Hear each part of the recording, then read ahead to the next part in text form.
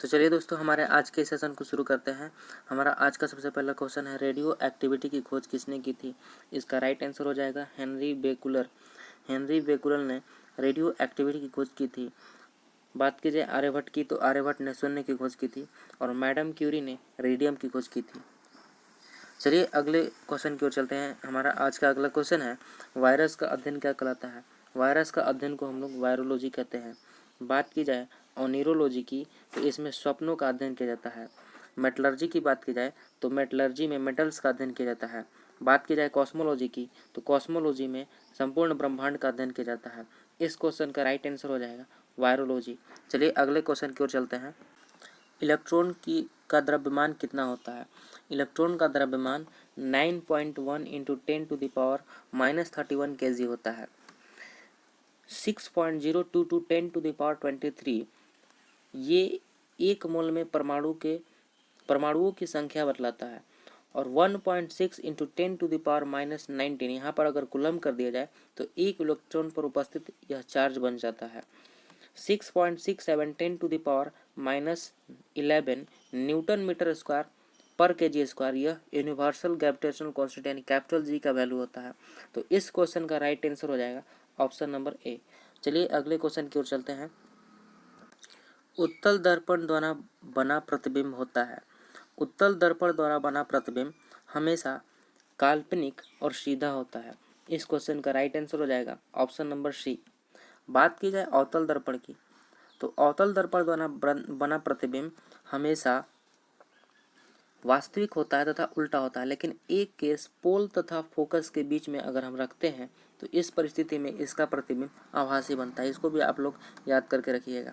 चलिए अगले क्वेश्चन की ओर चलते हैं। हमारा अगला क्वेश्चन है, ट्रांसफार्मर का उपयोग किया जाता है। ट्रांसफार्मर का उपयोग उच्च वोल्टेज को निम्न वोल्टेज में बदलने के लिए किया जाता है। तो ऑप्शन नंबर सी इसका राइट आंसर हो जाएगा। अगले क्वेश्चन की ओर चलेंगे।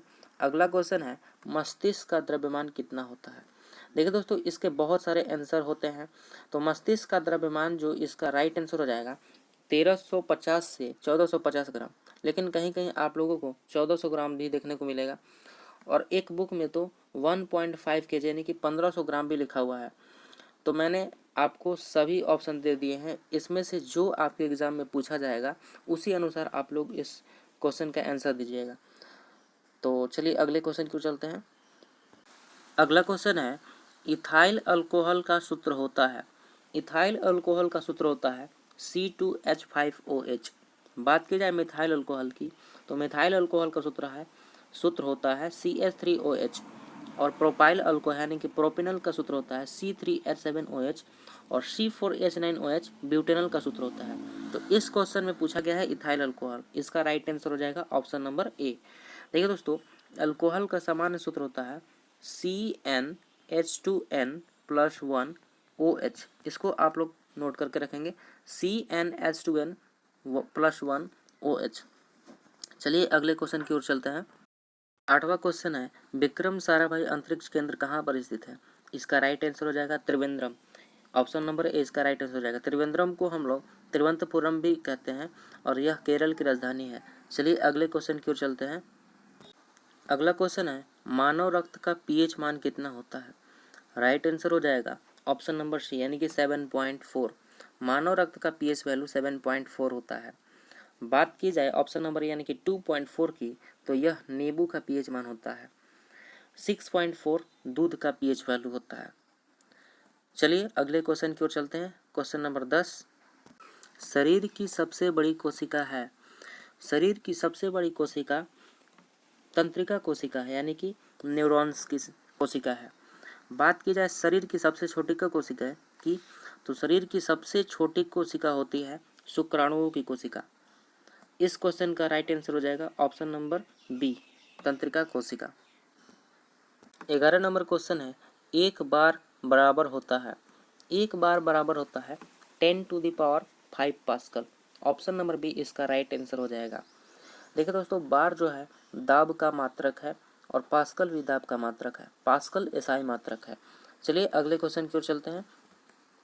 अगला क्वेश्चन है, लाल क्रांति का संबंध है लाल क्रांति का संबंध जो है मांस उत्पादन से है। बात की जाए दुग्ध उत्पादन की, तो दुग्ध उत्पादन का संबंध श्वेत क्रांति से है।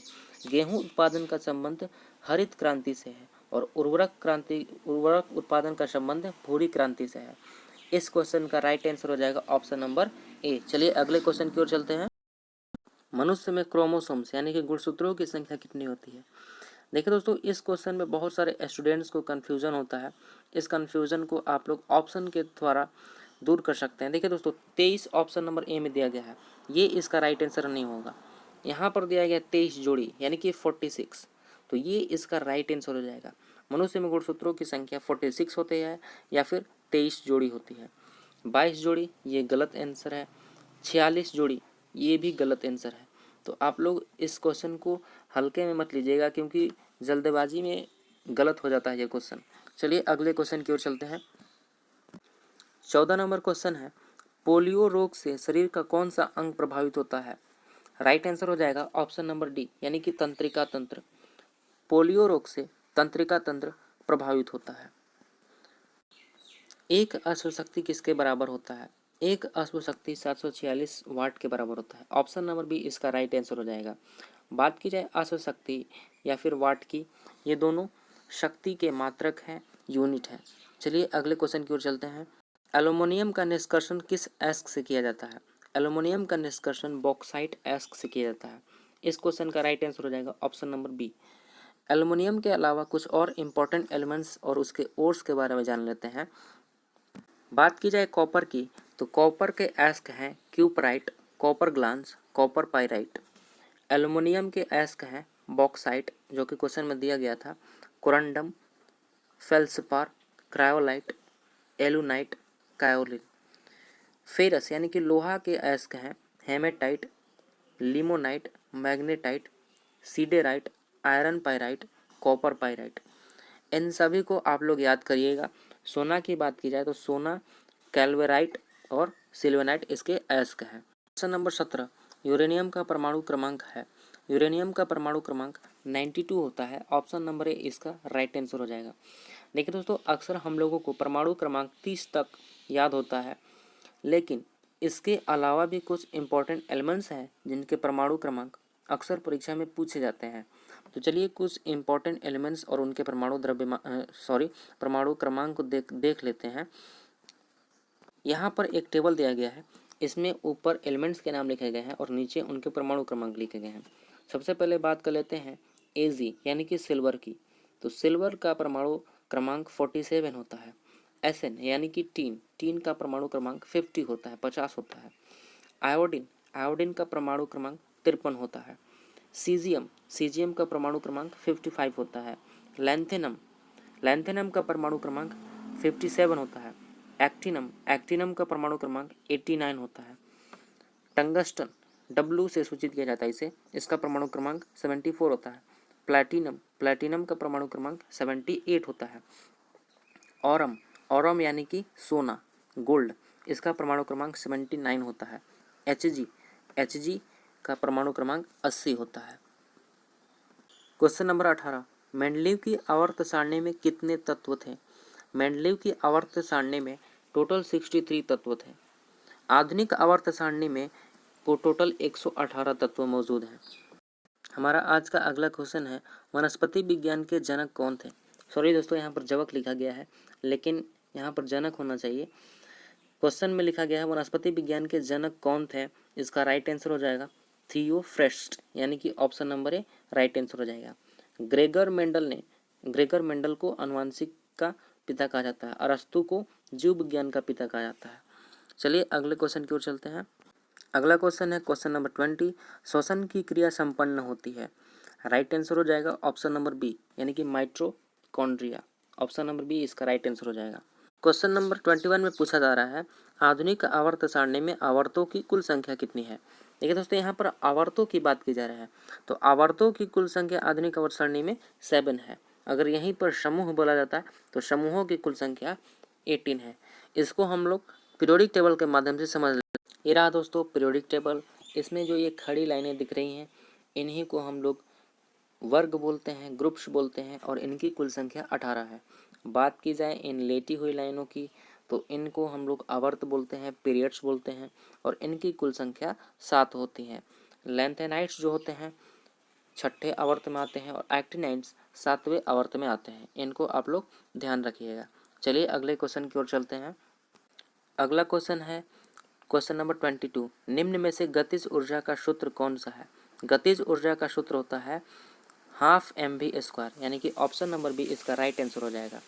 बात की जाए mgh की, तो mgh जो है स्थितिज ऊर्जा का सूत्र होता है, और ma F बराबर ma ये आप लोग जानते होंगे, ये फोर्स का सूत्र है, यानी कि बल का सूत्र है। Option number D ut plus half at², यह दूरी का सूत्र है। चलिए अगले क्वेश्चन की ओर चलते हैं। निम्न में से विषम को चुने। देखिए दोस्तों, इसमें ऑप्शन नंबर ए में दिया गया है केचुआ, ऑप्शन नंबर बी में कछुआ, ऑप्शन नंबर सी में सांप और ऑप्शन नंबर डी में मेंढक। इस क्वेश्चन का आंसर देने के लिए हम लोगों को जंतु जगत का क्लासिफिकेशन मालूम होना चाहिए।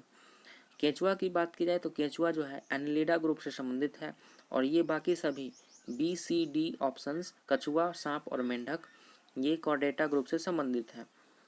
चलिए दोस्तों, कुछ जंतुओं के बारे में हम लोग देख लेते हैं कि कौन एनिलिडा ग्रुप में है और कौन कॉर्डेटा ग्रुप में है। ठीक है दोस्तों, एनिलिडा ग्रुप से संबंधित कुछ जीव यहाँ पर दिए गए हैं, नेरिस, केचुआ और जोक। ये एग्जाम्पल काफ़ी इंपॉर्टेंट है दोस्तों, कई बार ये एग्जामिनेशन में पूछे जाते हैं, और अगर आपको एग्जाम्पल मालूम होंगे तो आप उस क्वेश्चन का आंसर दे पाएंगे। टर्टल, कैमेलियन और किंग कोबरा ये सभी रेप्टाइल्स हैं, और मेंढक जो है एम्फीबियन है। ये सभी कॉर्डेटा ग्रुप से संबंधित जीव हैं। तो चलिए अगले क्वेश्चन की ओर चलते हैं। नेक्स्ट क्वेश्चन है, एक समूह में ऊपर से नीचे की ओर जाने के दौरान निम्न में से किनमें हमेशा वृद्धि होती है? देखिए दोस्तों, ऑप्शन नंबर ए में दिया गया है धात्विक गुण, ऑप्शन नंबर बी में दिया गया है परमाणु आकार, ऑप्शन नंबर सी में दिया गया है विद्युत ऋणात्मकता, और डी में दिया गया है ए और बी दोनों। तो इसका राइट आंसर हो जाएगा ऑप्शन नंबर डी, यानी कि धात्विक गुण और परमाणु आकार दोनों जो है किसी समूह में ऊपर से नीचे की ओर जब आया जाता है, ये दोनों बढ़ जाते हैं। देखिए दोस्तों, इस टाइप के क्वेश्चंस को सॉल्व करने के लिए एक टेबल हम लोग देख लेते हैं, जिसमें हम लोग का सारा कन्फ्यूजन दूर हो जाएगा। देखिए दोस्तों, परमाणु आकार की बात की जाए अगर, तो यह किसी आवर्त में बाएं से दाएं जाने पर घटता है और किसी भी वर्ग में ऊपर से नीचे आने पर बढ़ता है। आयनीकरण ऊर्जा की बात की जाए तो आयनीकरण ऊर्जा किसी भी आवर्त में बाएं से दाएं जाने पर बढ़ता है और ऊपर से नीचे आने पर घटता है। धात्विक गुण बाएं से दाएं जाने पर घटता है और ऊपर से नीचे आने पर बढ़ता है। इलेक्ट्रॉन साहस्यता यानी कि इलेक्ट्रॉन एफिनिटी बाएं से दाएं जाने पर बढ़ता है और ऊपर से नीचे आने पर घटता है। विद्युत ऋणात्मकता किसी भी आवर्त में बाएं से दाएं जाने पर बढ़ता है और किसी वर्ग में ऊपर से नीचे आने पर घटता है। तो ये टेबल आप लोग अगर याद रखेंगे तो इस टाइप के सारे क्वेश्चन आप सॉल्व कर पाएंगे। तो ये रहा दोस्तों हमारा आज का आखिरी क्वेश्चन। इस क्वेश्चन का आंसर आप लोग कमेंट बॉक्स में दीजिएगा। क्वेश्चन कहता है ध्वनि की प्रबलता मापी जाती है। देखिए दोस्तों, ध्वनि की प्रबलता किस चीज़ में मापी जाती है? ऑप्शन दिए गए हैं आवृत्ति, डेसिबल, हर्ट्ज और प्रतिध्वनि। इनमें से एक ऑप्शन सही है। आप लोग उसका आंसर कमेंट बॉक्स में दीजिएगा। तो कैसा लगा दोस्तों हमारा आज का ये वीडियो, प्लीज़ कमेंट बॉक्स में बताइएगा। अगर आपको पसंद आई होगी तो प्लीज़ मेरे चैनल को सब्सक्राइब कीजिएगा और बेल आइकन के बटन को भी दबाइएगा, और ये वीडियो दोस्तों के साथ शेयर भी कीजिएगा। मिलते हैं नेक्स्ट वीडियो में। जय हिंद।